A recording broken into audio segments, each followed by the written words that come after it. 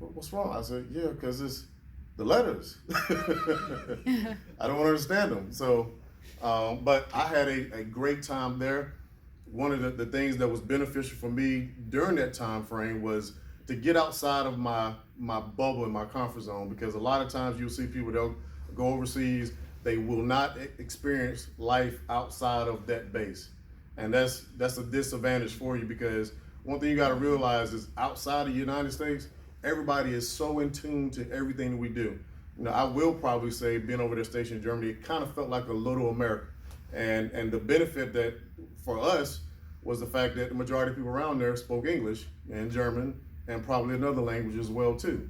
And that's one of our limb facts I think we probably need to wrap ourselves around with and say that, it is better for us to kind of learn, different stuff in different cultures, because the better educated we are, then the less you have to kind of rely on TV, and because you have real friends, that you can kind of engage with and refer to and say, oh no, that's not true, because I know for a fact, for myself.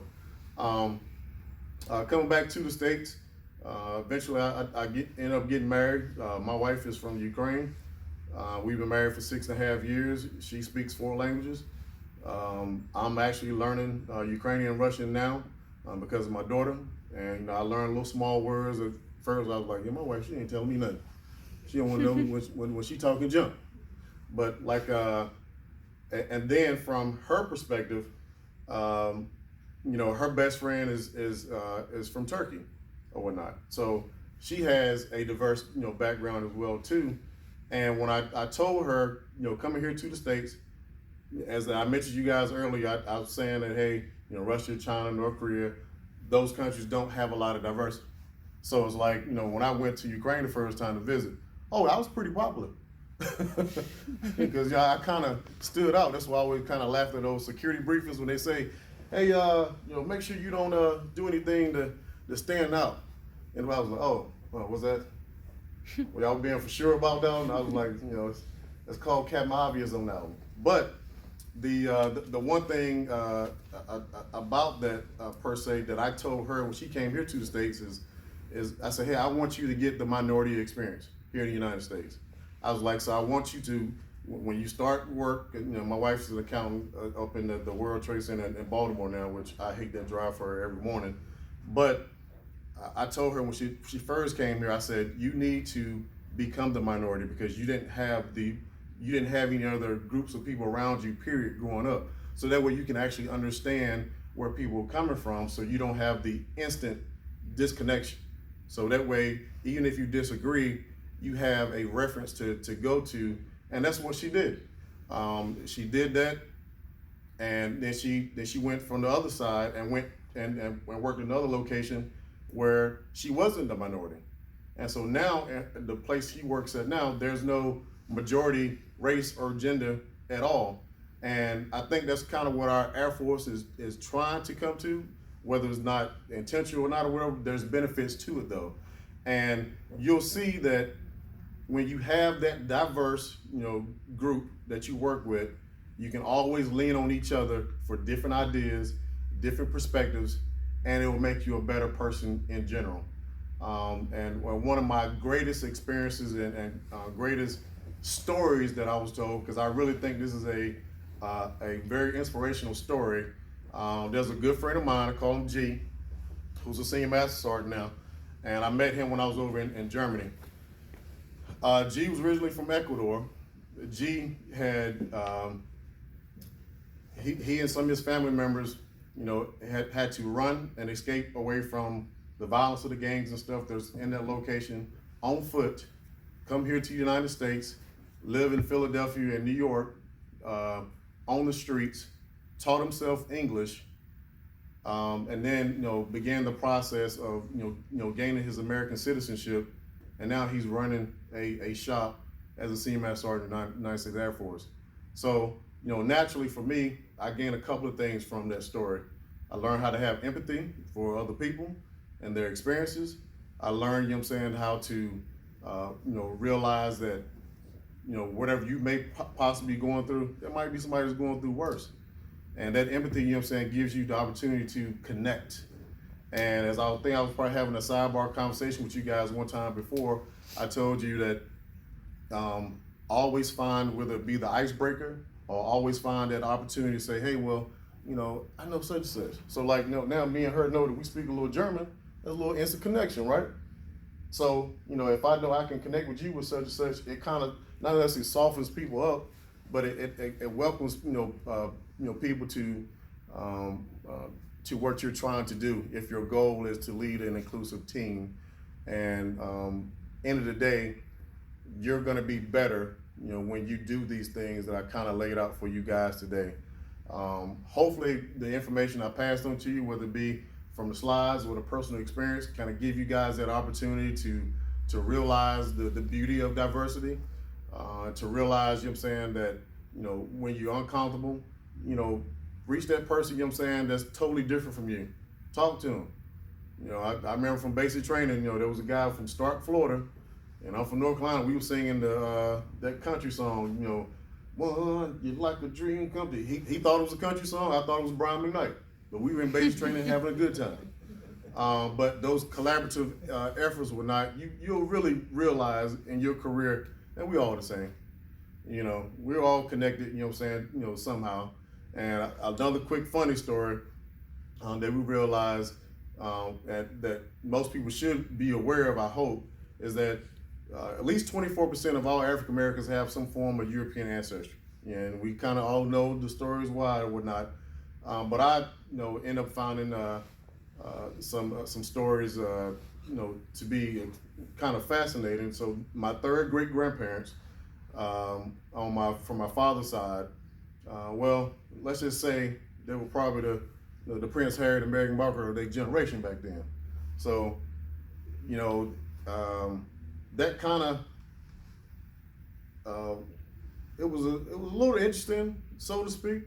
You can kind of tell that the guy, went against the norm, because his family, they were, all about the Confederacy and everything. He was a little bit different. She was a Native American. We got pictures of him and everything. I wish I would have put that on the slideshow. But what it kind of shows you, when you kind of look back at those ancestry ties, you got some cousins you don't know nothing about. You might want to do some research. Because one thing we realized in my family, and it's literally spread out throughout each generation.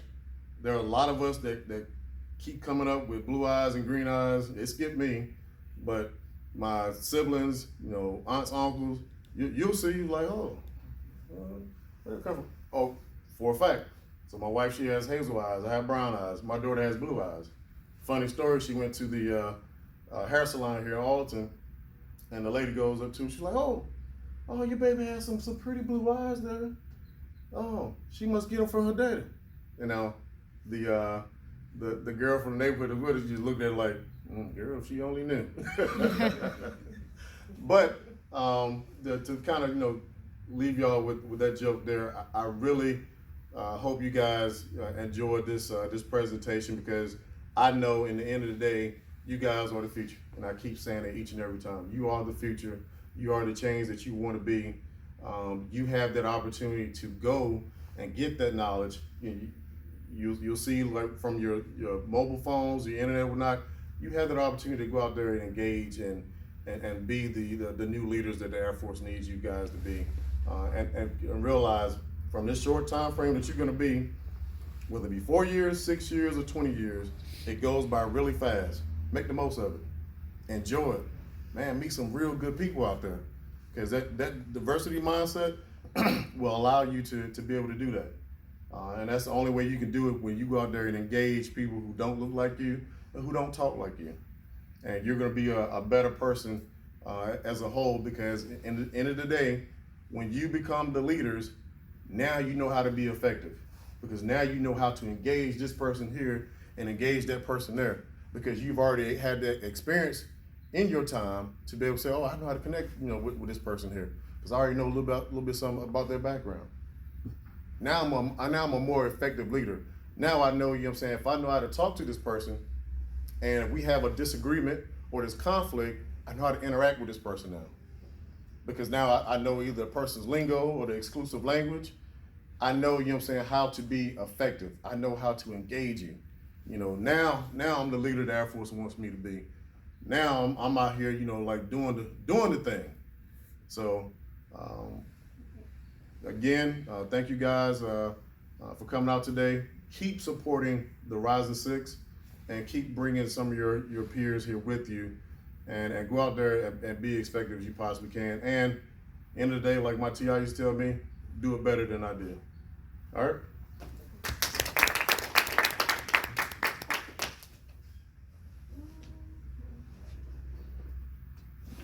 Okay, upcoming events. You want to take that?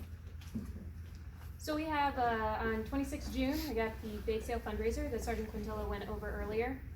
Again, she is the POC for that, so if you want to donate or make any kind of contribution of time during that day, we will be happy to have you and your baked goods.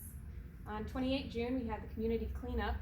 Our meeting place, We'll be in building 3, the leadership command headquarters, at 9 o'clock. okay, and we have all the material for that. Just make smart decisions, closed-toed shoes, nothing that you really spend a lot of money on. It's a cleanup. Yes, the bushes are kind of high, so please address appropriately. And we currently have 21 people signed up. We were aiming for over 25, so please spread the word. It's a sign-up genius, so if you sign up. And then on 26th July, this is a little bit of a far out, we have our Tech Sergeant Promotion Social, which we as a group put on for all of our newly selected promotees, who will find out if they made it on the 18th of July, I believe. So that's a friends and family welcome. This will be in this building, but we'll have the big ballroom reserved. Food and drink and merriment for all.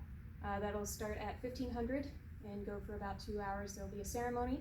You'll get mementos and lots of fun times. But more details to come on that. We'll also be putting out for volunteers to be MCs and proppers and all of the accoutrement that comes with a ceremony that is as big as we hope it's going to be. So very exciting. Onward into our open discussion. Okay, so this is the time where we would bring up any issues, anything that you want to bring up. We have the First Sergeant Council leadership here. We have top 3. So this is your time to talk and let us know how could we help you, how could we be a better org for your sake, or anything that you want to bring up. Any great ideas, anything that we can do better. I don't have any issues, but I just want to bring up, I know y'all saw the NCR Summer Social emails, so they're kind of going to change it and change how it's going to be geared, and they're trying to get ideas. They wanted people to go out to their organizations and get new ideas, because before they were going to do a boat tour, but there wasn't enough interest to like spend that type of money, and they weren't really getting funds that they would hope for. So they want to know from all the organizations, so it's supposed to be an enlisted social, so all of the enlisted orgs in the NCR, you know, from the bottom to the top, just getting together, networking, basically what we're all looking for. But they don't want it to be a stuffy event, they want it to be fun. So they're trying to field what kind of ideas y'all would want to go to without feeling forced. So that's why the boat tour would be kind of cool, because, you know, it goes by the monuments. It's one of those things you always see happening, but you don't really ever go out of your way to do. But like I said, that was a little too much to take on for the second year, and last year wasn't too much of a turnout either here on base. So do you guys have any ideas of things you might want to go do, I guess, in the community and as a networking thing? I know they're talking about things such as, I know laser tag kind of sounds like childish, but something fun. Yeah, something fun. I know in my office someone had brought up, you can rent out, you know those trampoline places? You can rent out the whole building for like corporate events and stuff. So a sports center? Okay. Do you know anyone nearby? I don't know exactly where it is, but I think I'm done in high like a sports Okay. center, and I'm doing activities. I can look How up. about Okay. those maze or mine where they do the little puzzles as a group? Kind of like the escape They had a room? movie, Oh, Escape Escape Room, that's Okay, what it's okay. called. Those are fun, Yeah. yeah. Okay. Yeah, because they're Not a trying to good find movie, someone- but you know. Yeah. Oh, you guys have any other ideas on stuff like that? I know everyone's asking around their organizations, but this is kind of like a bigger, I guess, a big part of the enlisted. So, Can they reach out to you if they have any different ideas that come later? Absolutely, they haven't set the next, we've been doing little T-cons here and there, they haven't set the next one just because we just scrapped the idea of the vote, and we're just trying to come up with new ideas, so they haven't set any. So what organization is this? It's so it's supposed to be all the organizations, so like, Top 3, Watt 3, Rising 6, well, there's 5, 6 round, another 5, 6 round base, but any enlisted organization in the NCR, they're trying to put together everybody and get everybody talking. It's more of a networking event, so it includes JBA, Fort Belvoir, all the bases in the NCR and all the private orgs. Yep. Yeah, it should be a pretty good event, but if you do have any questions, any suggestions, please reach out to us. If you can't find her on email, you can reach out to our org box and we'll be able to forward the questions to her, because she is the POC for that event. How do you advertise for that event? I heard last year was the first year they did it, and I guess, the advertising didn't go very well. So I think that's why we're trying to push it out. It's supposed to be summer, but it's being pushed to fall and maybe even spring, depending on, cause they're trying to make it big for everyone, so I'm sure emails, I don't know what flyers, stuff like that, but. Yeah, cause I've never heard of that, but I would like, very Yeah. interested in that, so I wonder what we can do to generate. Yeah, so hopefully that's why they're pushing it out, so we can try to get maximum participation, so. Anything else? No? All right. We need more friends like us. I think I have 3. I have 3 friends. So I put stuff up pretty often, and we'll open it up to other people if they have pictures they want to share and all of those things. We can build to that, but please let us know, and anything that's going on, I usually post notifications on both these forums on a semi-regular basis whenever we have something to talk about. If you are new, please make sure that you sign in, and I'll make sure that you are added to our distro. If you have anybody that you would like added to the distro, if you have troops or anybody that you want to receive these emails on their own, please let me know. And our next membership meeting is on 17 July, same place, same time. That's all that we have. Thank you all for coming out. Please continue to support this organization. Bring a friend, bring 2 friends, bring 5, you know, but we're trying to get better as we go along. Thank you. Just